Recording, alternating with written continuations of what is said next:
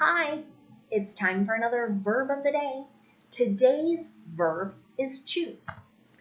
Let's look at a few definitions. The first way this verb gets used is to mean to select from a number of possibilities. The second way this verb can be used is to mean to prefer or to decide to do something. Choose is an irregular verb.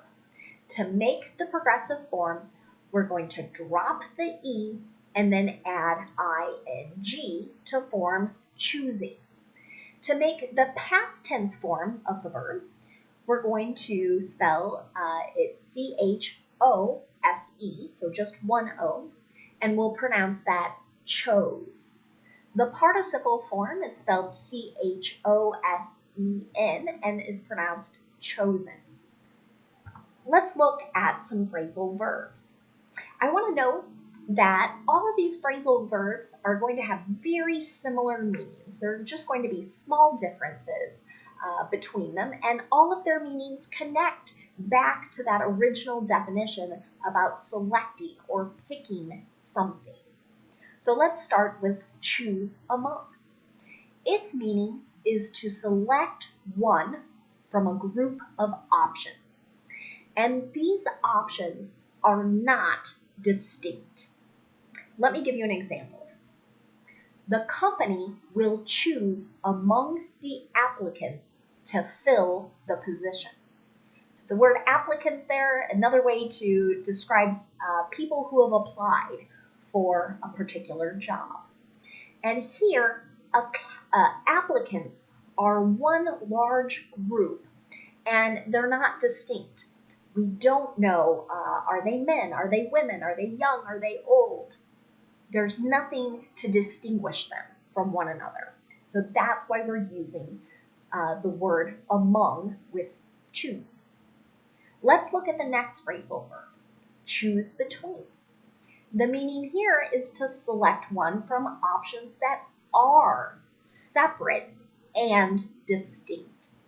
Let's look at an example sentence. For dessert, people can choose between cake, pie, cookies, and ice cream. So here, cake is separate and distinct from pie, as it is from cookies and ice cream. If I really wanted to use the phrasal verb choose among, I might change my sentence and just say, people can choose among desserts.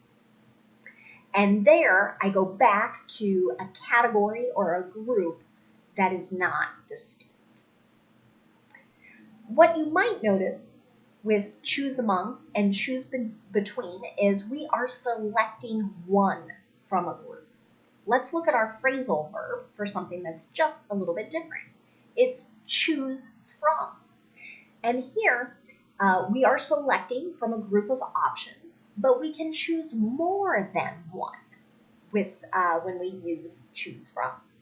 Here's an example sentence. The teacher chose 4 students from her class to speak at the assembly. Let's continue practicing using the verb choose. Today we're going to focus on necessity. So you might be more familiar with the word need, and we can certainly use that verb to express things that we need. But there are other ways to express that in English as well. So one way is to use have to and our base verb. That can tell someone that we need something. The other way we tend to do this is with the modal must. So we're going to look at expressing past necessity, so something we needed in the past. We'll look at present necessity and then future. Let's start in the affirmative. If I want to describe something I needed in the past, I'm going to use the past tense form of have, which is had. Let's look at a sentence. Many people had to choose between their health and voting in the last 2 months. Okay? So there, again, to express necessity, I'm using had, to, and our base If I need to express a negative necessity, I'm going to use did not have to and my base verb. Here's an example sentence. The students didn't have to choose between sports and arts.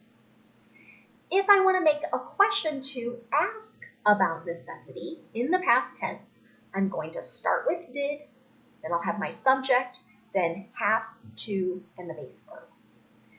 Did the employees have to choose between their safety or income? Next, let's look at present necessity. There are going to be two ways that we can express affirmative need. So again, we can use have to and our base verb, but that have to will change based on our subject.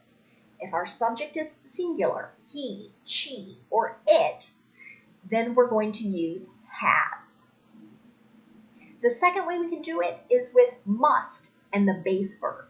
And must won't change based on what the subject is. So I have two sentences that express the exact same ideas, but they're using these two different ways to express necessity. Let's look at them. As the coast floods, the town has to choose what to save. As the coast floods, the town must choose what to save. If I want to express negative necessity, I'm going to stick to that have to form. So to make it negative in the present tense, I'm either going to use does not or do not, and then we'll go with have to and our base verb. Here's an example sentence. An employee does not have to choose between work and their family. If I want to make a question to ask about present necessity, I can do that with either have to or with must. With have to, I'm going to start with do or does, then my subject, then have to, and the base verb. Here's an example.